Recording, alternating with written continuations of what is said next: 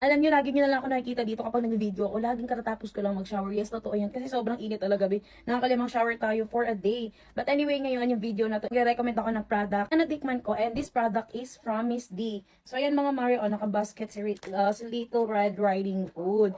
Actually, yung tatlong item ni Miss D na sobrang bet na bet ko, ayan, iaano ko sa inyo, i-recommend ko. So, first, ayan guys, ito talaga, ito kayo lang gourmet tuyo na nakababad sa pure olive oil. Sobrang special to for me.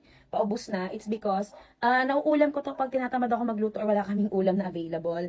As in, malambot yung laman niya. Tapos siksik, hindi ka lugi, be, sa price na binayan mo dito. So, next naman mga mare is itong paborito ko, gourmet chili garlic oil. So, 100% natural to mga mare. And, ayan, no preservatives added. Kita nyo naman, no, gamit na gamit, be, sa kada kain ko. Sobrang sulit. So, ayan. And lastly, of course, ang nag-iisa nating gourmet bagoong na sweet and spicy flavor. So, tatlong variants to. Meron silang regular, tapos itong sweet and spicy, and meron silang spicy. Ang always kong in-order is itong sweet and spicy kasi complement yung pagkaanghang niya sa medyo may pagkatamis niya. And bagay talaga to, kita nyo paubos na, bagay talaga to sa mangga, sa singkamas, or pwede mong ihalo sa mga gulay mo, pakbet, perfect to mga mare. Sobrang sulit Itong mga product ni Miss D, sobrang sulit sa presyo niya. Siksik sa laman. Hindi tinipid sa ingredients mga mare at hindi tinipid sa laman. Ayan. Kaya kung gusto niyo tong i-try, i-check niyo na to sa Yellow Basket or punta na kayo directly sa shop ko. So yun lang. Bye! Happy eating mga Mars!